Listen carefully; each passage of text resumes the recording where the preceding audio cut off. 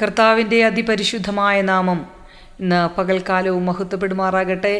മാതാപിതാക്കൾ, സഹോദരങ്ങൾ, കുഞ്ഞുങ്ങളെല്ലാവർക്കും യേശുക്രിസ്തുവിൻ്റെ നാമത്തിൽ എൻ്റെ വന്ദനം അറിയിക്കുന്നു. ഇന്ന് നമുക്ക് ഒരു പാട്ടുപാടി ദൈവത്തെ മഹത്വപ്പെടുത്താം. ആദ്യം തന്നെ ഹല്ലേലൂയ സ്തോത്രം. 91-ാം സങ്കീർത്തനത്തിൽ അതിൻ്റെ 7-ാമത്തെ വാക്യത്തിൽ പറയുന്നു, നിൻ്റെ വശത്ത് 1000 പേരും നിൻ്റെ വലതുവശത്ത് 10,000 പേരും വീഴും, എങ്കിലും അത് നിന്നോട് അടുത്തു വരികയില്ല. ഹല്ലേലൂയ സ്തോത്രം. ഇന്ന് പകൽക്കാലം ദൈവത്തിൻ്റെ പരിശുദ്ധാത്മാവ് നമ്മുടെ കൂടെ വസിക്കുമ്പോൾ ഒരു ബാധയും നിൻ്റെ കൂടാരത്തിന് അടുക്കുകയില്ല. നിൻ്റെ എല്ലാ വഴികളിലും നിന്നെ കാക്കേണ്ടതിന് അവൻ നിന്നെക്കുറിച്ച് തൻ്റെ ദൂതന്മാരോട് കൽപ്പിക്കും. അങ്ങനെ നമ്മുടെ ചുറ്റും ഒരു ദൂത സഞ്ചയമുള്ളതോർത്ത് നമുക്ക് ദൈവത്തെ മഹത്വപ്പെടുത്താം. നമ്മളെ ഒരു തിന്മയും തൊടുകയില്ല. അസാധ്യമായിട്ട് നമ്മുടെ മുന്നിലൊന്നുമില്ല. നമ്മുടെ കർത്താവ് നമ്മുടെ കൂടെയുണ്ടെങ്കിൽ. അങ്ങനെ ഒരു പാട്ട് നമുക്ക് പാടാം.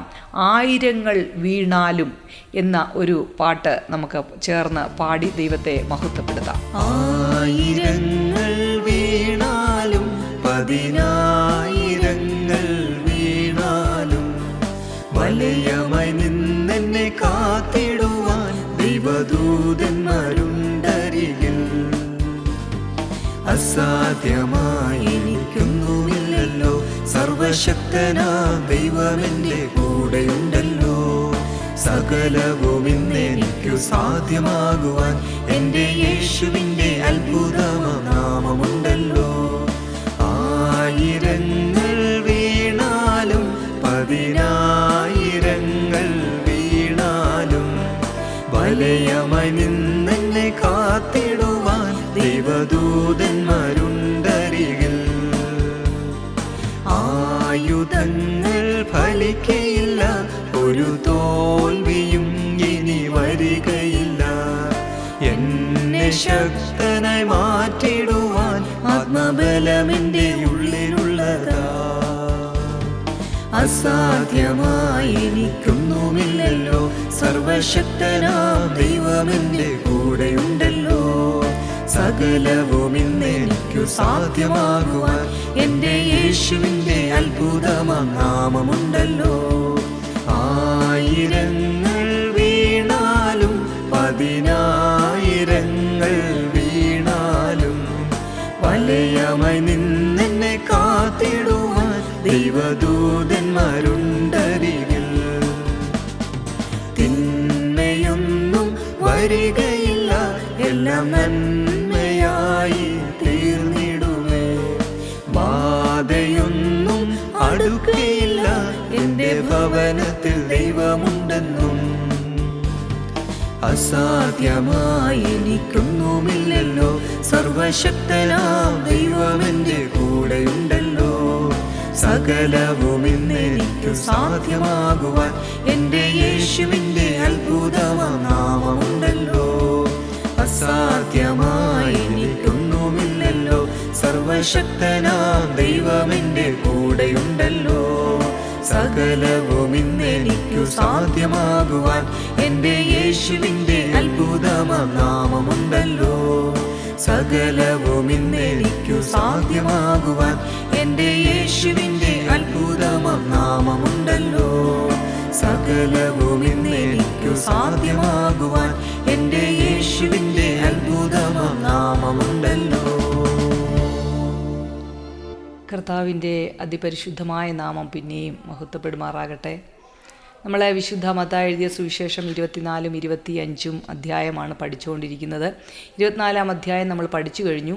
25-ൻ്റെ 1 മുതൽ 13 വരെയുള്ള വാക്യങ്ങളായിരുന്നു നമ്മൾ ഇന്നലെ വരെ പഠിച്ചത്. ഇന്ന് നമ്മൾ 25-ൻ്റെ 14 മുതൽ 30 വരെയുള്ള വാക്യങ്ങളാണ് നമ്മൾ വായിച്ച് ഇന്ന് നമുക്ക് ചിന്തിക്കാൻ പോകുന്നത്. ഞാൻ ആ 14 മുതൽ 30 വരെയുള്ള വാക്യങ്ങളൊന്ന് വായിക്കാം. ഒരു മനുഷ്യൻ പരദേശത്ത് പോകുമ്പോൾ ദാസന്മാരെ വിളിച്ച് തൻ്റെ സമ്പത്ത് അവരെ ഏൽപ്പിച്ചു.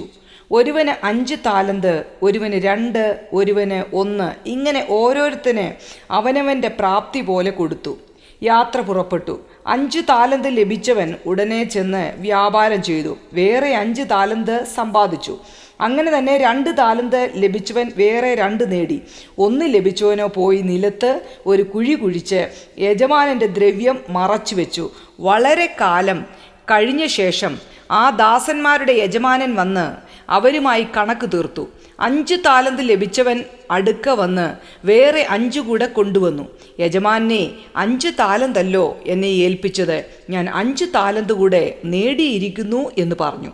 അതിന് യജമാനൻ, നന്ന്, നല്ലവനും വിശ്വസ്തനുമായ ദാസനെ, നീ അല്പത്തിൽ വിശ്വസ്തനായിരുന്നു, ഞാൻ നിന്നെ അധികത്തിലും വിചാരകനാക്കും, നിന്റെ യജമാനൻ്റെ സന്തോഷത്തിലേക്ക് പ്രവേശിക്ക എന്ന് അവനോട് പറഞ്ഞു.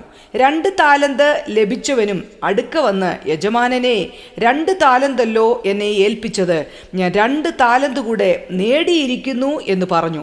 അതിന് യജമാനൻ, നന്ന്, നല്ലവനും വിശ്വസ്തനുമായ ദാസനെ, നീ അല്പത്തിൽ വിശ്വസ്തനായിരുന്നു, ഞാൻ നിന്നെ അധികത്തിന് വിചാരകനാക്കും, നിന്റെ യജമാനൻ്റെ സന്തോഷത്തിലേക്ക് പ്രവേശിക്കാം എന്ന് അവനോട് പറഞ്ഞു.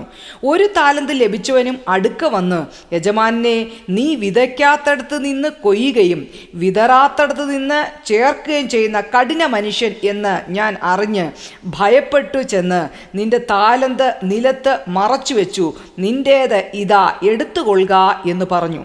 അതിന് യജമാനൻ ഉത്തരം പറഞ്ഞത്, ദുഷ്ടനും മടിയനുമായ ദാസനെ, ഞാൻ വിതയ്ക്കാത്തടത്ത് നിന്ന് കൊയ്യുകയും വിതറാത്തടത്ത് നിന്ന് ചേർക്കുകയും ചെയ്യുന്നവൻ എന്ന് നീ അറിഞ്ഞുവല്ലോ. നീ എൻ്റെ ദ്രവ്യം പൊൻവാണിഭക്കാരെ ഏൽപ്പിക്കേണ്ടിയിരുന്നു, എന്നാൽ ഞാൻ വന്ന് എൻ്റേത് പലിശയോടുകൂടെ വാങ്ങിക്കൊള്ളുമായിരുന്നു. ആ താലന്ത് അവൻ്റെ പക്കൽ നിന്നും എടുത്ത് 10 താലന്തുള്ളവന് കൊടുപ്പീൻ, അങ്ങനെ ഉള്ളവന് ഏവനും ലഭിക്കും, അവന് സമൃദ്ധിയും ഉണ്ടാകും, ഇല്ലാത്തവനോ ഉള്ളതും കൂടെ എടുത്തു കളയും.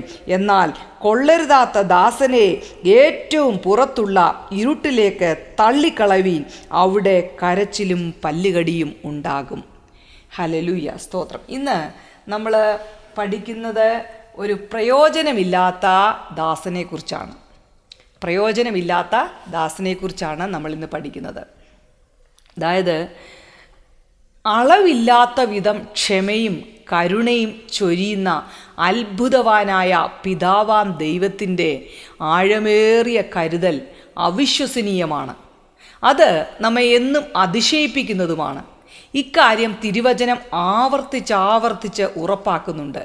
അവിടുന്ന് ക്ഷമിക്കുവാൻ ഒരുക്കവും കൃപയും കരുണയും ദയയും സമൃദ്ധിയുള്ള ദൈവമാകുന്നു. നെഹമ്യാവ് 9:17 നിങ്ങളൊന്ന് വായിച്ചു നോക്കുക. യഹോവ കൃപയും കരുണയും ദീർഘക്ഷമയും മഹാദയയുമുള്ളവനെന്ന് സങ്കീർത്തനം 145:8 പറയുന്നു. പ്രവാചകനായ നഹൂം ആണെങ്കിൽ യഹോവ ദീർഘക്ഷമയും മഹാശക്തിയുമുള്ളവൻ. നഹൂം 3 അങ്ങനെയാണ് പറയുന്നത്. അവിടുത്തെ അതിശയകരമായ ക്ഷമ നമ്മെ അത്ഭുതപ്പെടുത്തുന്ന വിധത്തിലുള്ളതാണ്. അതും പലപ്പോഴും പരിഭ്രമജനകവുമാണ്. ഐഹിക ശുശ്രൂഷയിൽ ഏർപ്പെട്ടുകൊണ്ടിരുന്ന ദൈവപുത്രനും ഇതേ മനോഭാവം തന്നെയാണ് ഉണ്ടായിരുന്നത്. ജനം അവിടുത്തെ തിരസ്കരിച്ചു, അവഗണിച്ചു, ഗൂഢാലോചനകൾ നടത്തി, പുച്ഛിച്ച് നിസാരനാക്കി പുറന്തള്ളി, അപഹസിച്ചു, കള്ളത്തെളിവുകൾ നിരത്തി വിസ്തരിച്ചു. കർത്താവിന് എതിരായി മനുഷ്യൻ ചെയ്ത ചുരുക്കം ചില കാര്യങ്ങൾ മാത്രമാണ് ഞാനിവിടെ സൂചിപ്പിച്ചത്. എന്നാൽ ഈ വക പ്രകോപനങ്ങൾ ഒന്നും തന്നെ കർത്താവിൻ്റെ ആത്മീക നിയന്ത്രണത്തെ ഇളക്കിയതേയില്ല. ഹല്ലേലൂയ. അത്തരം സാഹചര്യങ്ങളെയെല്ലാം അവിടുന്ന് നിഷ്പ്രയാസം മറികടന്ന് ആളുകളോട് നിത്യതയെപ്പറ്റിയും പാപക്ഷമയെപ്പറ്റിയും പ്രസംഗിച്ചുകൊണ്ട് തൻ്റെ സന്ദേശം സ്വീകരിക്കുവാൻ ആഹ്വാനം ചെയ്തുകൊണ്ടേയിരുന്നു നമ്മുടെ കർത്താവ്. ഇത് തൻ്റെ ഭൗമിക ജീവിത അന്ത്യകാലം വരെയും തൻ്റെ ക്രൂശീകരണത്തിന് 2 ദിവസം മുമ്പ് വരെ തന്നെ തുടർന്നുകൊണ്ടേയിരുന്നു. അത് ജൂത പ്രമാണിമാർ യേശുവിനെ കെണിയിൽപ്പെടുത്തുവാൻ ഒളിഞ്ഞും തെളിഞ്ഞും ആശ്രാന്ത പരിശ്രമം തുടർന്നു കൊണ്ടേയിരുന്നപ്പോൾ തന്നെ അവിടുന്ന് അപ്പോൾ അരുളി ചെയ്തത്, യെരുശലേമേ യെരുശലേമേ, പ്രവാചകന്മാരെ വധിക്കുകയും നിന്റെ അടുക്കൽ അയച്ചിരുന്ന സന്ദേശവാഹകരെ കല്ലെറിയുകയും ചെയ്യുന്നവളെ, കോഴി തൻ്റെ കുഞ്ഞുങ്ങളെ ചിറകിൻ കീഴിൽ ചേർത്ത് അണയ്ക്കുന്നത് പോലെ നിന്റെ മക്കളെ ചേർത്തണയ്ക്കുവാൻ ഞാൻ എത്ര തവണ ആഗ്രഹിച്ചു, നിങ്ങൾക്കോ അത് ഇഷ്ടമായില്ല. മത്തായി എഴുതിയ സുവിശേഷം 23-ാം അധ്യായം അതിൻ്റെ 37-ാമത്തെ വാക്യം. തൻ്റെ ജീവൻ ബലിയായി അർപ്പിക്കുന്നതിനുള്ള സമയം അടുത്തു വന്നപ്പോഴും കർത്താവിൻ്റെ ആഗ്രഹം യെരുശലേമിൻ്റെ മനം തിരിയലായിരുന്നു. കർത്താവിൻ്റെ ആഗ്രഹം എന്തായിരുന്നു? യെരുശലേമിൻ്റെ മനം തിരിയലായിരുന്നു. അതുമാത്രമല്ല, തന്നെ ഒറ്റിക്കൊടുക്കുന്നതിന് വന്ന യൂദയെ ഗെത്സമനെ തോട്ടത്തിൽ വെച്ച് കണ്ടപ്പോൾ അവിടുന്ന് അയാളെ സ്നേഹിത എന്നാണ് സംബോധന ചെയ്തത്. അതിന് കാരണം അതിവിപുലമായ അവിടുത്തെ ക്ഷമാശീലമായിരുന്നു. ഹല്ലേലൂയ. ആരെയും അത്ഭുതപ്പെടുത്തുന്ന തരത്തിൽ കർത്താവ് സഹനശീലം കാഴ്ചവെച്ചുകൊണ്ട് അന്തിമ നിമിഷം വരെയും ആളുകൾക്ക് സതുപദേശം നൽകിക്കൊണ്ടിരുന്നു. ന്യായവിധിയെ ഒഴിവാക്കുക എന്നതായിരുന്നു നമ്മുടെ കർത്താവിൻ്റെ ലക്ഷ്യം. ഈ യഥാർത്ഥ പ്രഭാവം നമുക്ക് ഒലൂമല പ്രഭാഷണത്തിൽ കാണുവാൻ കഴിയുന്നു. അതിൽ അവിടുത്തെ പുനരാഗമനത്തിൻ്റെ ഒരുക്കത്തിനുള്ള 5 ഉദാഹരണങ്ങളാണ് നിരത്തുന്നത്. അതിൽ അവസാനത്തെ വിഷയമാണ് ഈ അധ്യായത്തിലെ പ്രധാന വിഷയം. ആ കഥ പ്രയോജനമില്ലാത്ത ഒരു വേലക്കാരനെ പറ്റിയുള്ളതാണ്. മുൻപ് പറഞ്ഞ പ്രയോജനമില്ലാത്ത തോഴിമാരുടെ കഥയുമായി ഇതിന് ചില സാമ്യങ്ങളൊക്കെ ഉണ്ടെങ്കിലും ഒരു പ്രത്യേക രീതിയിലാണ് ഇത് അവതരിപ്പിച്ചിട്ടുള്ളത്. ഇവിടെയും പ്രത്യേക ഊന്നൽ നൽകുന്ന ഒരു വസ്തുത, ഒരുക്കമില്ലാതെ ഇരിക്കുന്നവർക്ക് ഇനിയും ഒരു 2ാം ഊഴം ലഭിക്കുകയില്ല എന്നതാണ്. അവർക്ക് ആവശ്യത്തിന് അവസരം ലഭിച്ചിരുന്നതാണ്. അവർ അതിനെ ദുരുപയോഗം ചെയ്തു. ഇനിയും ഒരവസരം കൂടി കിട്ടുകയില്ല. ഈ കഥയിലെ പ്രധാന വിഷയം അനുവദിക്കപ്പെട്ട അവസരങ്ങളെ നഷ്ടമാക്കിയതുകൊണ്ടുണ്ടായ ദുരന്തമാണ്. ഈ കഥയിലെ സേവകർക്ക് മെച്ചപ്പെട്ട രീതിയിൽ സേവനമനുഷ്ഠിക്കുന്നതിന് ആവശ്യമായ എല്ലാ അവസരങ്ങളും ലഭ്യമാക്കിയിരുന്നു. സാഹചര്യവും അനുകൂലവുമായിരുന്നു. സാഹചര്യം എന്താണ്? അനുകൂലമായിരുന്നു. എന്നാൽ ഓരോരുത്തരുടെയും പ്രവർത്തനങ്ങളുടെ അന്തിമ ഫലം വെളിപ്പെടുത്തുന്നത് യഥാർത്ഥ സേവകർ എന്ന് അവകാശപ്പെട്ട് ഓടി നടന്നവർ പലരും യഥാർത്ഥ സേവകർ ആയിരുന്നില്ലെന്നതാണ്. യഥാർത്ഥ സേവകർ എന്ന് അവകാശപ്പെട്ട് ഓടി നടന്നവർ പലരും യഥാർത്ഥ സേവകർ ആയിരുന്നില്ല എന്നതാണ്. സേവകർ എന്ന് അവകാശപ്പെടുന്ന പലരും കേവലം കൂലിക്ക് വേണ്ടി മാത്രം പേരിന് ജോലി ചെയ്യുന്നവർ മാത്രമായിരുന്നു. വിദൂര സഞ്ചാരത്തിനായി പോകുന്ന വീട്ടുടമയായ മനുഷ്യൻ യഥാർത്ഥത്തിൽ കർത്താവായ യേശുക്രിസ്തുവാണ്. അദ്ദേഹം തൻ്റെ ആശ്രിതർക്ക് തൻ്റെ സമ്പത്തിൻ്റെ നല്ല ഭാഗം ഓരോരുത്തരുടെ കഴിവും പ്രാപ്തിയും അനുസരിച്ച് വീതിച്ചു കൊടുത്തു. ഈ താലന്ത് എന്ന് പറയുന്നത് ഓരോരുത്തർക്കുമുള്ള സ്വാഭാവിക കഴിവുകളെയോ ദൈവദത്തമായ പ്രാപ്തികളെയോ അല്ല. താലന്ത് എന്നത് പൗരാണിക കാലത്തെ ഒരു തൂക്ക അളവാണ്. ഇന്നത്തെ കണക്കനുസരിച്ച് അത് ഏകദേശം 30 കിലോയോളം തൂക്കം വരുന്നതായി കണക്കാക്കാം. അപ്രകാരം ഒരു സേവകന് 5, മറ്റൊരാൾക്ക് 2, വേറൊരാൾക്ക് 1 എന്ന് കണക്കിൻ പ്രകാരം താലന്തുകൾ വീതിച്ച് കൊടുത്തു. ഒന്നാമത്തെ ആള് തനിക്ക് അനുവദിച്ച് കിട്ടിയ സമ്പത്തുകൾ കൊണ്ട് ചില കാര്യങ്ങളൊക്കെ ചെയ്തു. തനിക്ക് ലഭിച്ച അവസരങ്ങൾ അയാൾ ലാഭകരമായി വിനിയോഗിച്ചു. അതിനാൽ അയാൾ 5 താലന്ത് കൂടി അല്ലെങ്കിൽ ഇരട്ടി നേടുവാൻ കഴിഞ്ഞു. കിട്ടിയ അവസരങ്ങളൊന്നും അയാൾ അവഗണിക്കുകയോ പാഴാക്കുകയോ ധൂർത്തടിച്ച് നശിപ്പിക്കുകയോ ചെയ്തില്ല.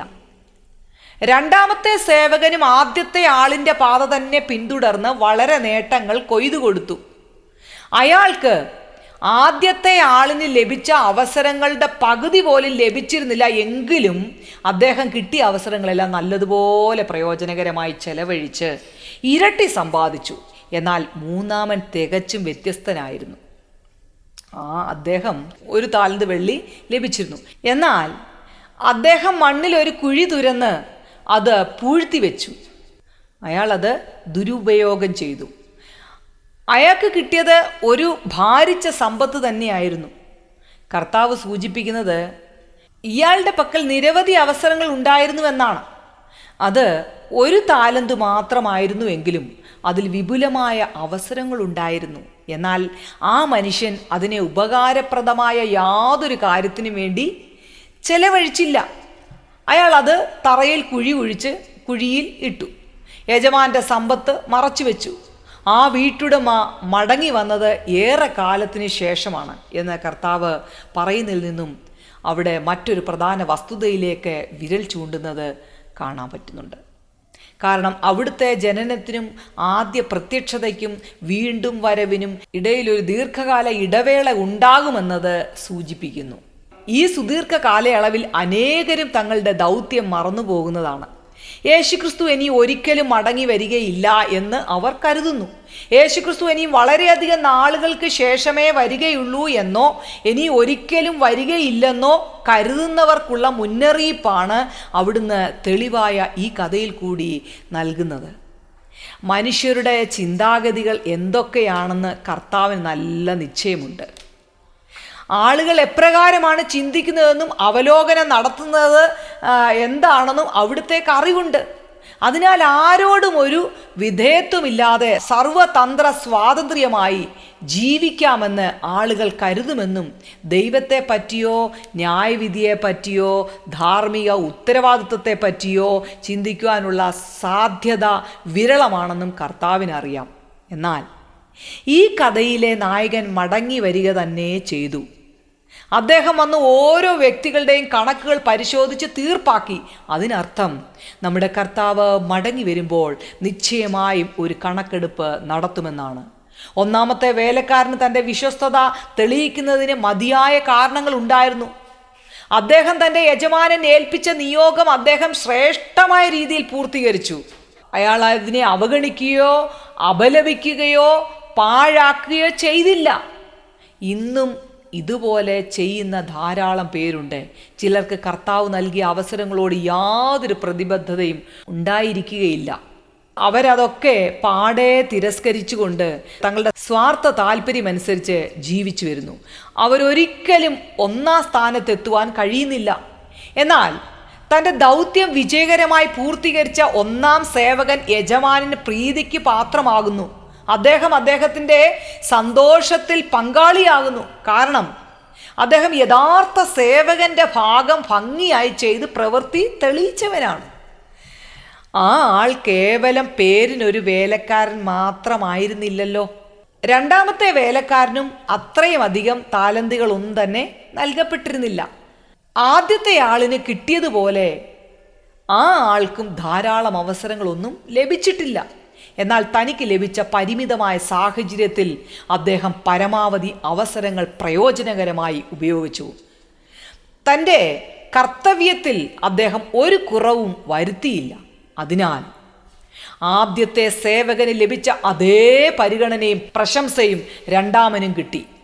അദ്ദേഹവും ഉടമയുടെ സന്തോഷത്തിനും പ്രീതിക്കും അവകാശിയായി തീർന്നു. മൂന്നാമത്തെ വേലക്കാരൻ അവിശ്വാസിയുടെ പ്രതിരൂപമാണ്. അയാൾ തൻ്റെ യജമാനൻ നൽകുന്ന വിശേഷണങ്ങൾ എത്രയോ നിന്ദ്യവും നീചവുമാണ്. അയാളുടെ നോട്ടത്തിൽ യജമാനൻ ക്രൂരനും കരുണയറ്റവനും പരുക്കനും ഇടപെടുവാൻ കൊള്ളാത്തവനുമാണ്. ഖേദകരമെന്ന് തന്നെ പറയട്ടെ. കർത്താവിനെ പറ്റിയും ഇതിന് സമാനമായ ചിന്താഗതികൾ വെച്ചു പുലർത്തുന്ന ധാരാളം പേരുണ്ട്. അവരുടെ അഭിപ്രായത്തിൽ അദ്ദേഹം ആഗ്രഹിക്കുന്ന മാനസാന്തരം ഒരു യുക്തിരഹിത കാര്യമാണ്. അതുപോലെ തന്നിൽ കൂടി മാത്രമാണ് പാപമോചനവും ആത്മരക്ഷയും ലഭിക്കുന്നതെന്നുള്ള പ്രസ്താവനയും യുക്തിക്ക് നിരക്കുന്നതല്ല. യജമാനൻ ക്രൂരനും ദുഷ്ടനും കഠിനഹൃദയനും ഇടപെടാൻ കൊള്ളാത്തവനുമാണെന്ന് ആരോപിക്കുന്ന പലർക്കും യജമാനൻ്റെ ശരിയായ സ്വഭാവത്തെപ്പറ്റി യാതൊരു അറിവും ഇല്ലാത്തതാണ്. മൂന്നാമത്തെ ദാസന് യജമാനെ ഭയമുണ്ടായിരുന്നുവെങ്കിലും അയാൾ തനിക്ക് ലഭിച്ച അവസരങ്ങളെ പുറംകാലുകൊണ്ട് തട്ടിത്തെറിപ്പിക്കുന്നതിന് ഒരു മടിയും കാണിച്ചില്ല. ഭയവും ഉണ്ടായില്ല. ഇതുപോലെയുള്ള അനേകരെ നമുക്ക് ഈ ലോകത്ത് കാണുവാൻ കഴിയുന്നു. അവർക്ക് കർത്താവിനെ പറ്റി ചെറിയ ഭയമൊക്കെ ഉണ്ട്. എന്നാൽ അത് പശ്ചാത്തപിച്ച് മാനസാന്തരപ്പെട്ട് നല്ല നിലയിൽ ജീവിക്കുവാൻ പ്രേരിപ്പിക്കുന്ന ഭയമല്ല. അവർ താല്പര്യപ്പെടുന്നത് ഈ വിഷയങ്ങളെയൊക്കെ കുഴിച്ചിടാനാണ്. തനിക്ക് ലഭിച്ച താലന്ത് കുഴിച്ചു മൂടി നിഷ്ക്രിയനായി ഇരിക്കുവാൻ ആഗ്രഹിക്കുന്ന മൂന്നാമനെ പിൻപറ്റുവാനാണ് അവർക്ക് താല്പര്യം. അതിനാൽ ഇത്തരത്തിൽപ്പെട്ടവരെ ദുഷ്ടനും മടിയനുമെന്നാണ് യജമാനൻ വിളിക്കുന്നത്. അയാൾക്കും ആവശ്യത്തിന് അവസരം ലഭിച്ചിരുന്നുവെങ്കിലും അയാൾ അവയൊക്കെ അവഗണിച്ചു. അതിനാൽ യജമാനൻ മടങ്ങി വരുന്നതിന് മുമ്പ് ഫലപ്രദമായി വിനിയോഗിക്കാമായിരുന്ന അവസരങ്ങൾ കഴിവതും ഊർജവും ശക്തിയും അയാൾ പാഴാക്കി കളഞ്ഞു. ഈ സാദൃശ്യ കഥയിൽ കൂടി ആളുകൾ അവിടുത്തെ രണ്ടാം വരവിന് വേണ്ടി ഒരുക്കത്തോടുകൂടി കാത്തിരിക്കേണ്ടതിൻ്റെ പ്രാധാന്യമാണ് കർത്താവ് എടുത്ത് കാണിക്കുന്നത്. ഒരുക്കമില്ലാത്തവരായി ആരും അവശേഷിക്കരുത്. അതിൻ്റെ അനന്തരഫലം അവർ ദൈവരാജ്യത്തിൽ നിന്നും പുറത്താക്കപ്പെടും, കരച്ചിലും പല്ലുകടിയുമുള്ള ഇടത്തേക്ക് അയക്കപ്പെടുകയും ചെയ്യുമെന്നുള്ളതാണ്. ദൈവവുമായി നിരപ്പ് പ്രാപിച്ച് ആത്മരക്ഷ നേടുവാനുള്ള അവസരം നിഷേധിച്ച് സ്വന്തം താല്പര്യം മാത്രം അനുസരിച്ച് മുന്നോട്ട് പോകുന്നത് എത്രയോ വലിയ മടയത്തരമാണ്. അവരനുഭവിക്കുന്ന ഖേദത്തിൻ്റെയും ആത്മനിന്ദയുടെയും ആഴം സങ്കല്പിക്കാവുന്നതിലും ഏറെ ഭയാനകമായിരിക്കും. ഇന്ന് പകൽക്കാലം നമ്മൾ ഈ 3 വിഭാഗത്തിൽ താലന്ത് കൊടുത്തവരെ പറ്റി നമ്മൾ പറഞ്ഞു, നമ്മൾ പഠിക്കുവാൻ കഴിഞ്ഞു. അതിൽ 5 താലന്ത് കൊടുത്തവരുണ്ട്, 2 താലന്ത് കൊടുത്തവരുണ്ട്, 1 താലന്ത് കൊടുത്തവരുണ്ട്. എന്നാൽ 5ഉം 2ഉം കൊടുത്തവർ വിശ്വസ്ത ദാസനെ എന്ന് വിളിക്കുവാൻ ഇടയായി. എന്നാൽ 1 താലന്ത് കൊടുത്ത് ദുഷ്ടദാസനെ എന്ന് വിളിക്കുവാനും ഇടയായി. നമ്മളിത് ഏത് വിഭാഗത്തിൽപ്പെട്ടവരാണെന്ന് നമ്മളെ തന്നെ ഇന്ന് പകൽക്കാലം ഒന്ന് ശോധന ചെയ്യുക. നമ്മളെ ഈ ഭൂമിയിലേക്ക് അയച്ചിരിക്കുമ്പോൾ നമ്മളെ ഏൽപ്പിച്ച ദൗത്യമുണ്ട്. ആ ദൗത്യത്തിൽ നമ്മൾ എപ്രകാരം വിശ്വസ്തരായി ദൈവവുമായുള്ള ബന്ധത്തിൽ നമ്മൾ ജീവിക്കുന്നു, നമ്മളെ ഏൽപ്പിച്ച ശുശ്രൂഷ മേഖലകൾ, നമ്മളെ ഏൽപ്പിച്ച ദൗത്യം, നമ്മൾക്ക് തന്നിരിക്കുന്ന നമ്മളെ ഏൽപ്പിച്ച ദൗത്യത്തിൽ നിന്ന് നമ്മൾ പുറകോട്ട് പോയിട്ടുണ്ടോ എന്ന് ഇന്ന് പകൽക്കാലം നമ്മൾ ഒരു നിമിഷം ചിന്തിക്കുക. ദൈവത്തിന് വേണ്ടി നമ്മൾക്ക് അധികം ദിവസം നമ്മുടെ മുന്നിലില്ല ഇവിടെ ഭൂമിയിൽ നമ്മൾ ആയിരിക്കുന്നത്. എന്നാൽ അത്രയും ദിവസം 2-3 ദിവസമെന്നാണ് കർത്താവിൻ്റെ മുമ്പിൽ കർത്താവ് പറയുന്നത്. നമ്മുടെ 1000 ദിവസം കർത്താവിന് 1 ദിവസമേ ഉള്ളൂ. അങ്ങനെയാണെങ്കിൽ നമ്മളിനിയും എത്ര ദിവസം ഈ ഭൂമിയിലുണ്ട്? ഇവിടെ നമ്മൾ ആയിരിക്കുമ്പോൾ ദൈവസന്നിധിയിൽ വിശ്വസ്തദാസിയെ വിശ്വസ്തദാസനെ എന്ന് വിളിക്കുവാൻ തക്കവണ്ണം ഇന്ന് പകൽക്കാലം നമ്മളെ ഒന്നുകൂടെ ഈ വചനം ചിന്തിപ്പിക്കുവാൻ ഇടയായി. നമുക്ക് ഒന്നുകൂടെ ഒരു ആത്മതപനം ചെയ്യുവാൻ, ആത്മഭാരമുണ്ടാകുവാൻ ഇടയായി എങ്കിൽ നമ്മൾ ഈ വചനം കേട്ടതുകൊണ്ട് സ്തോത്രം, ഒരു വിടുതലായി എന്ന് വേണേൽ പറയാം. കർത്താവ് നമ്മളെ ഏൽപ്പിച്ച ദൗത്യത്തിൽ നമ്മൾ ഒട്ടും പുറകോട്ട് പോകാതെ നമ്മൾ ദൈവസന്നിധിയിൽ ഒരുങ്ങിയും അനേകരെ ഒരുക്കിയും ദൈവനാമ മഹത്വത്തിനായിട്ട് ഓരോ ദിവസവും ഞാൻ എൻ്റെ തലമുറയോട് പറയുവാനിടയായി. ഇന്നലെ ഞാൻ പറഞ്ഞൊരു കാര്യമാണ്, ഇന്ന് പകൽക്കാലവും കഴിഞ്ഞു മോനെ, ഇനിയും ഇന്ന് രാത്രിയായി, നാളെ നേരം വെളുത്തു, ഇങ്ങനെ ഓരോ ദിവസവും നമ്മൾ കഴിഞ്ഞു പോകുമ്പോൾ നമ്മൾ എന്ത് ചെയ്തു? നമ്മൾ ഈ കർണാടകയിൽ വന്ന് കർത്താവിന് വേണ്ടി എന്ത് ചെയ്തു, എന്ത് ചെയ്യാൻ കഴിഞ്ഞു എന്ന് നമ്മളെ തന്നെ ഒന്ന് ശോധന ചെയ്താൽ നമ്മൾ ചെയ്തതിൻ്റെ കർത്താവ് ഏൽപ്പിച്ച ശുശ്രൂഷയിൽ എത്രത്തോളം നമ്മളായിരിക്കുന്നു, എത്രത്തോളം നമ്മൾ മുന്നിലായിരിക്കുന്നു എന്ന് നമ്മളെ തന്നെ ഒന്ന് ശോധന ചെയ്യുന്നത് നല്ലതാണെന്ന് ഞാൻ എൻ്റെ മോനോട് പറയുവാൻ ഇടയായി. പ്രിയ ദൈവ പൈതലേ, നമ്മുടെ സമയം വളരെ വിലപ്പെട്ടതാണ്. നമ്മൾക്ക് കഴിഞ്ഞു പോയ ആ കഴിഞ്ഞ സെക്കൻഡ് ഇനി ഒരിക്കലും നമുക്ക് തിരിച്ചു കിട്ടുകയില്ല. നമ്മുടെ സമയം വളരെ വിലപ്പെട്ടതാണ്. അതുകൊണ്ട് കോടാനുകോടി ജനങ്ങൾ വിടുവിക്കപ്പെടാൻ കിടക്കുമ്പോൾ ഞങ്ങളെ ഈ പ്രദേശത്ത് ദൈവം കൊണ്ടുവന്നുവെങ്കിൽ, നിങ്ങൾ അവിടങ്ങളിലായിരിക്കുന്നെങ്കിൽ, ശുശ്രൂഷകരോടുള്ള ബന്ധത്തിലും വിശ്വാസികളോടുള്ള ബന്ധത്തിലും കർത്താവിൻ്റെ രാജകീയ പുരോഹിത വർഗമായി നമ്മളെ തിരഞ്ഞെടുത്തു എങ്കിൽ, നമ്മൾ സുവിശേഷ നിമിത്തം കടക്കാരാണെങ്കിൽ, ഇന്ന് പകൽക്കാലം നമ്മളെ ഒന്നുകൂടെ ശോധന ചെയ്യുവാൻ ദൈവം നാം തന്ന ആ ചിന്തയ്ക്കായി ദൈവത്തെ നമുക്ക് മഹത്വപ്പെടുത്താം. അതുകൊണ്ട് വളരെ തിടുക്കത്തിൽ നമ്മളിനിയും യാത്ര ചെയ്യേണ്ടതായിട്ടുണ്ട്. കർത്താവിൻ്റെ വരവ് ഏറ്റവും ആസന്നമായി. അല്ല, നമ്മുടെ സമയം ഇവിടുത്തെ കഴിഞ്ഞുവെങ്കിൽ നമ്മൾ ചെയ്തത് ഇനിയൊന്നും നമുക്ക് ചെയ്യുവാൻ കഴിയില്ല. നമ്മൾ പെട്ടെന്ന് ഇവിടുന്ന് ഭൂമിയിൽ നിന്ന് മാറ്റപ്പെട്ടു പോവുകയാണെങ്കിൽ നമുക്കിനി ഒന്നും ചെയ്യുവാൻ കഴിയത്തില്ല. എന്നാൽ നമ്മൾ ചെയ്യേണ്ട ശുശ്രൂഷാ മേഖലകൾ അവിടെ വളരെയധികം കണക്ക് ബോധിപ്പിക്കേണ്ട ഒരു ദിവസമുണ്ട് എന്ന് നമ്മൾ തിരിച്ചറിയുക. ഞാൻ പ്രാരംഭത്തിൽ നിങ്ങളോട് പറഞ്ഞതുപോലെ കർത്താവ് കരുണയുള്ളവനും ദീർഘക്ഷമയുള്ളവനും മഹാദയയും വിശ്വസ്തതയുള്ള നല്ല ദൈവമാണ് നമ്മുടെ കർത്താവ്. ആ കർത്താവിൻ്റെ കരുണയും ആ കർത്താവിൻ്റെ കാൽവറിയും ഓരോ ദിവസവും നമ്മൾ കണ്ടും മനസ്സിലാക്കിയും ആ ദൈവത്തിൻ്റെ മുന്നിൽ നമുക്ക് ആ ദൈവത്തിന് മാതൃകയായി ജീവിക്കുവാൻ കർത്താവിൻ്റെ ആ സഹനവും ക്ഷമയും മഹാദയും വിശ്വസ്തതയും ഒക്കെ നമ്മൾ അനുകരിച്ച് ആ ക്രിസ്തുവിനോട് ചേർന്ന് നടക്കുവാൻ തക്കവണ്ണം നമ്മളെ ദൈവം സഹായിക്കുവാൻ നമുക്ക് പ്രാർത്ഥിക്കാം. ഇന്ന് പകൽക്കാലവും ദൈവം തന്ന നല്ല കൂട്ടായ്മയ്ക്കായി നമുക്ക് നന്ദി പറയാം. കർത്താവിൻ്റെ സന്നിധിയിൽ പാടുവാനും കർത്താവിൻ്റെ വചനം നമുക്ക് ചിന്തിക്കുവാനും കർത്താവിനോട് കൂടെ ഇരുന്ന് കർത്താവിനെ മഹത്വപ്പെടുത്തുവാനും നമ്മൾക്ക് ഇന്ന് തന്ന അവസരത്തിന് ദൈവത്തെ നമുക്ക് മഹത്വപ്പെടുത്താം. അതുകൊണ്ട് നമ്മുടെ സമയം വളരെ വിലപ്പെട്ടതാണ്. നമ്മൾക്ക് കഴിഞ്ഞുപോയ സമയം ഇനി ഒരിക്കലും നമ്മൾക്ക് ലഭിക്കത്തില്ല, തിരിച്ചു വരത്തില്ല, കഴിഞ്ഞുപോയി. ഇനിയും അടുത്ത നമുക്ക് അധികം സമയമില്ല. ആ സമയം നമ്മൾ തക്കത്തിന് ഉപയോഗിക്കാൻ വളരെയധികം ഗൗരവത്തോടെ അത് ഏറ്റെടുത്ത് ഞാനും നിങ്ങളും ഇന്ന് മുന്നോട്ട് യാത്ര ചെയ്യുകയാണെങ്കിൽ നമ്മൾക്ക് തല കുനിച്ച് നിൽക്കാതെ ദൈവത്തിൻ്റെ മുമ്പിൽ ചെല്ലുമ്പോൾ വിശ്വസ്തദാസിയേ വിശ്വസ്തദാസനെ എന്ന് വിളിക്കുവാൻ തക്കവണ്ണം ഇന്ന് പകൽക്കാലം നമ്മൾ എന്തോതിനൊക്കെ സമയം യൂസ് ചെയ്തു എന്ന് ചോദിക്കുന്ന ഒരു ദിവസത്തിന് മുമ്പിൽ നമ്മൾ കണക്ക് പറയേണ്ട ഒരു ദിവസമുണ്ട് എന്ന് മനസ്സിലാക്കി നമ്മളെ തന്നെ സമ്പൂർണ്ണമായി സമർപ്പിക്കാം. നമ്മൾ ആരെയും കുറ്റം പറയേണ്ട, ആരും അങ്ങനെ ചെയ്തു ഇങ്ങനെ ഞാൻ എന്ത് ചെയ്തു എന്ന് എന്നെ ഞാൻ നോക്കിയാൽ മതി. നിങ്ങളായിരിക്കുന്ന മേഖലകളിലൊക്കെയും നമ്മുടെ സമയത്തിൽ ഒക്കെ വിശ്വസ്തരായി ദൈവസന്നിധിയിൽ വിശുദ്ധിയോടെ നിഷ്കളങ്കതയോടെ നിൽക്കുന്നവരെ ചേർക്കുവാൻ തക്കവണ്ണം നമ്മുടെ കർത്താവ് വേഗം വരുന്നു.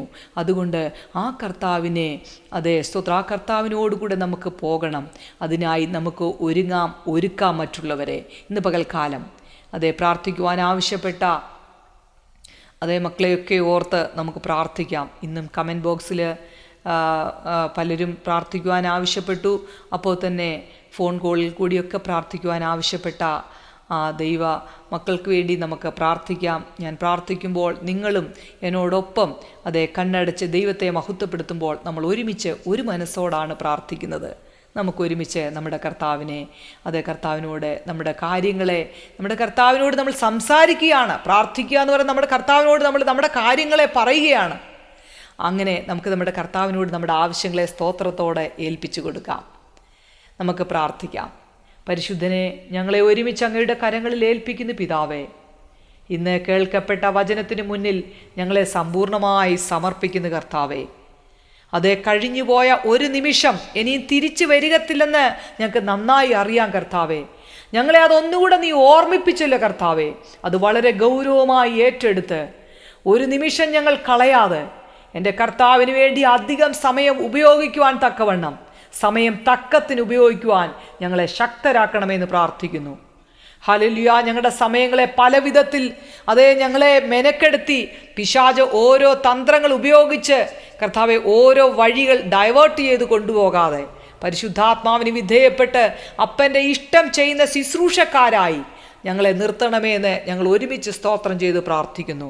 5 താലന്ത് കൊടുത്തവർക്കും 2 താലന്ത് കൊടുത്തവരും 1 താലന്ത് കൊടുത്ത് എപ്രകാരം വിശ്വസ്തരായിരുന്നുവെന്ന് ഞങ്ങൾക്കിന്ന് പഠിക്കുവാൻ ഇടയായി. കർത്താവെ, നല്ലവനും വിശ്വസ്തനുമായ ദാസനെ എന്ന് ഞങ്ങളെ വിളിപ്പാൻ തക്കവണ്ണം ദൈവം ഞങ്ങളെ സഹായിക്കണമെന്ന് പ്രാർത്ഥിക്കുന്നു. ഞങ്ങളെ ഒരുമിച്ച് തിരുക്കരങ്ങളിൽ ഏൽപ്പിക്കുമ്പോൾ കർത്താവെ, എൻ്റെ കൂടെ പ്രാർത്ഥിക്കുവാനിരിക്കുന്ന നിൻ്റെ മക്കളും അടിയന് ഒരുമിച്ച് നിൻ്റെ മുഖത്തേക്ക് നോക്കുന്നു കർത്താവെ. നിൻ്റെ മുഖത്തേക്ക് നോക്കിയ പ്രകാശിതരായി അവരുടെ മുഖമോ ലജ്ജിച്ചു പോയതുമില്ല. ഇന്ന് പകൽക്കാലം ഞങ്ങളെ അനുഗ്രഹിക്കാമെന്ന് വാഗ്ദത്തം തന്ന നല്ല ദൈവമേ, ഞങ്ങളുടെ അവസ്ഥകൾ, ഞങ്ങളുടെ ആവശ്യങ്ങൾ, ഞങ്ങളുടെ ആഗ്രഹങ്ങളെ എല്ലാം കർത്താവിൻ്റെ കരങ്ങളിൽ ഏൽപ്പിക്കുകയാണ്. കർത്താവിന് വേണ്ടി അധികം പ്രയോജനം ചെയ്യുവാൻ ഞങ്ങളെ അങ്ങ് ഉപയോഗിക്കണമേ. ഞങ്ങൾ ഇടവിടാതെ പ്രാർത്ഥിപ്പാൻ, ഉണർന്നിരുന്ന് പ്രാർത്ഥിപ്പാൻ, പോരാടി പ്രാർത്ഥിപ്പാൻ ഞങ്ങൾക്ക് കൃപ തരണമെന്ന് പ്രാർത്ഥിക്കുന്നു. കർത്താവെ, ഞങ്ങളുടെ സമശിഷ്ടങ്ങളെല്ലാം ഓർത്ത് ഞങ്ങൾ സ്തോത്രം ചെയ്യുന്നു. ഞങ്ങൾ ഈ പാർക്കുന്ന കർണാടക സംസ്ഥാനത്തിന് വേണ്ടി പ്രാർത്ഥിക്കുന്നു. ഇവിടെ ആയിരിക്കുന്ന സകല ജനത്തെയും തിരുക്കരങ്ങളിൽ ഏൽപ്പിക്കുന്നു. കർത്താവെ, ഉൾഗ്രാമങ്ങളിലൊക്കെ സുവിശേഷം അറിയിക്കേണ്ടതായിട്ടുണ്ട്. 31 ജില്ലകളിലും ദൈവത്തിൻ്റെ പരിശുദ്ധാത്മാവിൻ്റെ അത്യന്ത ശക്തി വ്യാപരിപ്പാൻ സ്തോത്രം ചെയ്ത് പ്രാർത്ഥിക്കുന്നു. നാഥാ, സകല ജനത്തെ നിന്റെ കരങ്ങളിൽ ഏൽപ്പിക്കുമ്പോൾ ഭരണാധികാരികളെ, മതനേതാക്കന്മാരെ, യുവാക്കന്മാർ, യുവതികള്, അതേ കർത്താവെ, ഒരു കൂട്ടം കുഞ്ഞുങ്ങൾ ഇവിടെ പഠിക്കുവാൻ വന്നിരിക്കുന്നു, അവരെയൊക്കെ തിരുക്കരങ്ങളിൽ ഏൽപ്പിക്കുന്നു. ആബാലവൃദ്ധം ജനത്തെ തിരുക്കരങ്ങളിൽ ഏൽപ്പിക്കുന്നു. വിശുദ്ധന്മാർക്ക് വേണ്ടി പ്രാർത്ഥിക്കുന്നു. കർത്തൃദാസന്മാർ, കുടുംബങ്ങൾ, അവരുടെ തലമുറകൾ, സഭയാം കുടുംബങ്ങൾ, കർത്താവെ, ആലയങ്ങളിലെ എല്ലാ മക്കളെയും ഓർത്ത് സ്തോത്രം ചെയ്ത് പ്രാർത്ഥിക്കുന്നു. എല്ലാ ദൈവത്തിൻ്റെ ദാസന്മാരെയും അങ്ങ് ശക്തിയേറിയതും മൂർച്ചയേറിയതുമാക്കി തീർക്കണമെന്ന് പ്രാർത്ഥിക്കുന്നു. ഞങ്ങളുടെ കേരള സംസ്ഥാനത്തിന് വേണ്ടി പ്രാർത്ഥിക്കുന്നു.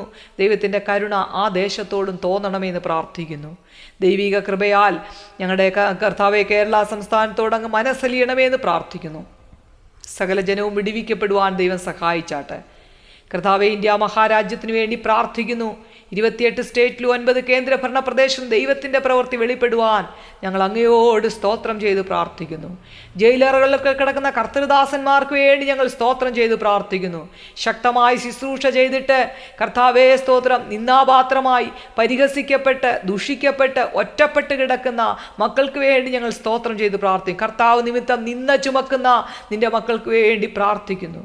കർത്താവേ സ്തോത്രം, അങ്ങ് ഹല്ലേലൂയ നിന്റെ ശുശ്രൂഷ ചെയ്തപ്പോൾ അപ്പാ, ഹല്ലേലൂയ, എൻ്റെ കർത്താവിനെ നിന്ദിച്ചവരെയും പരിഹസിച്ചവരെയും ഒറ്റപ്പെടുത്തിയവരെയും കർത്താവെ അവഹേളിച്ചവരെ ഒന്നും എൻ്റെ കർത്താവ് നോക്കിയില്ല. കർത്താവിൻ്റെ ശുശ്രൂഷ ഭംഗിയായി ചെയ്ത് ദൗത്യം പൂർത്തിയാക്കി സ്വർഗത്തിലേക്ക് മടങ്ങിയതുപോലെ ഞങ്ങളുടെ ജീവിതത്തിൽ ഞങ്ങൾ നിന്ദാപാത്രമാകുന്ന, പരിഹസിക്കപ്പെടുന്ന, ഒറ്റപ്പെടുന്ന മേഖലകളുണ്ട് ഞങ്ങളുടെ മുന്നിൽ. ഞങ്ങളെ അവഹേളിക്കപ്പെടുന്ന മേഖലകൾ കർത്താവെ ഞങ്ങളുടെ മുന്നിലുണ്ട്. എന്നാൽ അവിടെയൊക്കെയും കർത്താവെ നിന്റെ കരുണയുടെ കരം നീട്ടി ഞങ്ങൾ ആ പ്രതികൂലത്തെ അല്ല നോക്കേണ്ടത്, ആ പ്രശ്നങ്ങളെ അല്ല ഞങ്ങൾ കാണാതെ കർത്താവെ മുന്നോട്ട് തന്നെ, അതെ, ഞാൻ ആ പടക്കൂട്ടത്തിൻ്റെ നേരെ പാഞ്ഞു ചെല്ലും. എൻ്റെ ദൈവത്താൽ ഞാൻ മതിൽ ചാടിക്കടക്കും. സകല പ്രതികൂലങ്ങളെയും ചാടിക്കടന്ന് ഞങ്ങളുടെ ദൗത്യം പൂർത്തിയാക്കി ഞങ്ങളുടെ സ്വന്തം അപ്പൻ്റെ വീട്ടിലേക്ക് വരുവാൻ ഞങ്ങളെ ശക്തരാക്കണമെന്ന് പ്രാർത്ഥിക്കുന്നു. ഇത് ഞങ്ങളുടെ ഭവനം, ഇവിടെ ഞങ്ങൾക്ക് ഭവനമില്ല, ഇത് പരദേശിയാണ്. ഞങ്ങൾ ഇവിടെ പരദേശിയാണ് കർത്താവേ. ഞങ്ങളുടെ ഭവനം ഇവിടെയല്ല, നിത്യമായ ഞങ്ങളുടെ ഭവനം സ്വർഗത്തിലാണ്. ആ ഭവനത്തിലേക്ക് വരുവാൻ ഞങ്ങൾ ഒരുങ്ങിക്കൊണ്ടിരിക്കുമ്പോൾ, അനേകരെ ഒരുക്കുമ്പോൾ ദൈവത്തിൻ്റെ കൃപയും സാന്നിധ്യവും ആശ്വാസവും കൊണ്ട് ഞങ്ങളെ നിറയ്ക്കണമെന്ന് പ്രാർത്ഥിക്കുന്നു. നിന്റെ വശത്ത് 1000 പേരും നിന്റെ വലതുവശത്ത് 10,000 പേരും വീഴും, എങ്കിലും അത് നിന്നോട് അടുത്ത് വരികയില്ല. നിന്റെ കണ്ണുകൊണ്ട് തന്നെ നീ നോക്കി ദുഷ്ടന്മാർക്ക് വരുന്ന പ്രതിഫലം കാണും. അപ്പാ, ഞങ്ങളെ ശക്തീകരിച്ചാട്ടെ, ബലപ്പെടുത്തിയാട്ട് കർത്താവേ. കർത്താവെ സ്തോത്രം, വളരെ പ്രാർത്ഥിക്കുവാൻ ആവശ്യപ്പെട്ട നിന്റെ കുഞ്ഞുങ്ങളെല്ലാം ഓർത്ത് പ്രാർത്ഥിക്കും. രോഗികളായവർ, ക്ഷീണിതരായവർ, സാമ്പത്തിക ബുദ്ധിമുട്ടുകൾ അനുഭവിക്കുന്നവർ, കർത്താവെ സ്തോത്രം, തലമുറകളില്ലാതെ ഭാരപ്പെടുന്നവർ, കർത്താവെ ഉദരഫലമായിരിക്കുന്നവർ, 2 പാത്രമായി കർത്താവെ ആകുവാൻ തക്കവണ്ണം പ്രാർത്ഥിക്കുവാൻ അപേക്ഷിച്ച നിന്റെ മക്കൾക്ക് വേണ്ടി പ്രാർത്ഥിക്കുന്നു. ഹല്ലേലൂയ സ്തോത്രം. വിവിധ എക്സാമുകൾ എഴുതിയ നിന്റെ കുഞ്ഞുങ്ങൾക്ക് വേണ്ടി പ്രാർത്ഥിക്കുന്നു. കർത്താവെ, ജോലിക്ക് വേണ്ടി ആഗ്രഹിക്കുന്ന മക്കൾക്ക് വേണ്ടി പ്രാർത്ഥിക്കുവാൻ അപേക്ഷിച്ച നിന്റെ കുഞ്ഞുങ്ങളെല്ലാം തിരുക്കരങ്ങളിൽ ഏൽപ്പിക്കുക. മാതാപിതാക്കൾ, സഹോദരങ്ങൾ കുഞ്ഞുങ്ങളെ ഏൽപ്പിക്കുമ്പോൾ ഹല്ലേലൂയ എല്ലാവരുടെ മേൽ ദൈവശക്തി വ്യാപരിക്കണമേ. വിശ്വാസത്തിൽ കർത്താവെ വന്ന ഒരു വ്യക്തി ഒരു ഭവനത്തിലുണ്ടെങ്കിൽ മറ്റുള്ള ഒരു വിശ്വാസത്തിൽ വരാതെ ഭാരപ്പെടുന്ന നിന്റെ കുഞ്ഞുങ്ങൾക്ക് വേണ്ടി പ്രാർത്ഥിക്കുന്നു. അവരെയും തിരുക്കരങ്ങളിൽ ഏൽപ്പിക്കുന്നു. ഒരു കുളമ്പ് പോലും അവശേഷിക്കാതെ എല്ലാവരും പുറത്തു വരുവാൻ ദൈവം സഹായിക്കണമേ. ഒരു കർത്താവെ, ഒരൊറ്റ ആത്മാവ് പോലും നഷ്ടപ്പെട്ടു പോകുവാൻ എൻ്റെ കർത്താവിന് ഇഷ്ടമില്ല. അങ്ങനെയെങ്കിൽ കർത്താവെ ഹല്ലേലൂയ, ജനവാസമുള്ള എല്ലാ ഭൂഖണ്ഡങ്ങളെ ഓർത്ത് സ്തോത്രം ചെയ്ത് പ്രാർത്ഥിക്കുന്നു. ദൈവശക്തി അവരുടെ മേൽ വ്യാപരിപ്പാൻ പ്രാർത്ഥിക്കുന്നു. കർത്താവെ, മിഷണറിമാരായി വിദേശ രാജ്യങ്ങളിലൊക്കെ പോയ കർത്തൃദാസന്മാർക്ക് വേണ്ടി പ്രാർത്ഥിക്കുന്നു. കർത്തൃവേല നിമിത്തം കഷ്ടം അനുഭവിക്കുന്ന എല്ലാ മക്കളെ ഒരിക്കൽ കൂടി ഏൽപ്പിച്ച് സ്തോത്രം ചെയ്യുന്നു. ഞങ്ങളുടെ സഹോദരങ്ങൾ, ബന്ധുമിത്രാദികൾ, ചാർച്ചക്കാര്, ഞങ്ങളോടൊപ്പം പ്രാർത്ഥിക്കുന്നവര്, ഇനിയും ഞങ്ങളുടെ ഈ പ്രാർത്ഥനയിൽ കർത്താവെ കേൾക്കുവാനിരിക്കുന്ന എല്ലാവരെയും ഒരുമിച്ച് അനുഗ്രഹിച്ചു പ്രാർത്ഥിക്കുന്നു കർത്താവെ. ഇന്ന് പകൽക്കാലം ഞങ്ങൾക്ക് തന്ന നല്ല കൂട്ടായ്മയ്ക്കായി നന്ദി പറയുന്നു കർത്താവെ. അതെ, അനേകര് കർത്താവെ ഞങ്ങൾക്കൊരു വിടുതലില്ലല്ലോ, ഇതുവരെ ഒരു വിടുതലായില്ലല്ലോ ദൈവമേ, എൻ്റെ കർത്താവെ പ്രാർത്ഥിച്ചിട്ടും ഞങ്ങൾക്കൊരു മറുപടി ലഭിക്കുന്നില്ലല്ലോ എന്ന് ഭാരപ്പെട്ട് തകർന്ന് നുറുങ്ങിയിരിക്കുന്ന ഹൃദയത്തോടിരിക്കുന്ന കർത്താവെ എൻ്റെ മക്കളുണ്ടെങ്കിൽ ഇന്ന് പകൽക്കാലം കർത്താവെ ദർശനത്തിനൊരു അവധി വെച്ചിരിക്കുന്ന സമാപ്തിയിലേക്ക് എത്തുവാൻ ബന്ധപ്പെടുന്നു, താമസിക്കയില്ല നിശ്ചയം. ഇന്ന് പകൽക്കാലം കർത്താവെ ചില വിടുതലുകൾ കർത്താവെ വാഗ്ദത്തം തലമേൽ കിടക്കുന്നത് നിവൃത്തിയാകുവാൻ തക്കവണ്ണം എൻ്റെ ദൈവം സഹായിക്കണമേ. സകലവിധത്തിലും കഷ്ടം അനുഭവിക്കുന്നവരെ ഒരിക്കൽ കൂടി ഏൽപ്പിച്ച് സ്തോത്രം ചെയ്ത് അനുഗ്രഹിച്ച് പ്രാർത്ഥിക്കുന്നു. നിത്യതയ്ക്ക് വേണ്ടി ഒരു കൂട്ടം പേരെ ഒരുക്കുവാനും കർത്താവെ അവിശ്വസ്തദാസിയെ വിശ്വസ്തദാസനെ എന്ന് വിളിച്ചതുപോലെ താവെ ഞങ്ങളെ വിളിപ്പാൻ തക്കവണ്ണം ഞങ്ങളെ സഹായിക്കണമേ. അനേകരെ ഒരുക്കുവാൻ ഞങ്ങൾക്ക് കൃപ തരണമെന്ന് പ്രാർത്ഥിക്കുന്നു. ദൈവിക ശക്തിയാൽ ഞങ്ങളെ വഴി നടത്തും. നാളെ കാണുന്നിടവരെയും ചെറിയ മറവിൽ മറച്ചാട്ട് അങ്ങ് പ്രാർത്ഥന കേട്ടിരിക്കാൻ സ്തോത്രം, യേശു ക്രിസ്തുവിൻ്റെ നാമത്തിൽ തന്നെ. ആമേൻ. ഇന്ന് പകൽക്കാലവും സർവ്വവിധമായ അനുഗ്രഹവും ആശ്വാസവും സ്നേഹവും എല്ലാം ദൈവം നിങ്ങൾക്ക് തന്ന് ദൈവം നിങ്ങളെ അനുഗ്രഹിക്കുമാറാകട്ടെ. നിങ്ങളുടെ ഹൃദയങ്ങളിൽ കർത്താവ് വാഴട്ടെ. സകലത്തിലും കർത്താവ് നമ്മെ അനുഗ്രഹിക്കുമാറാകട്ടെ.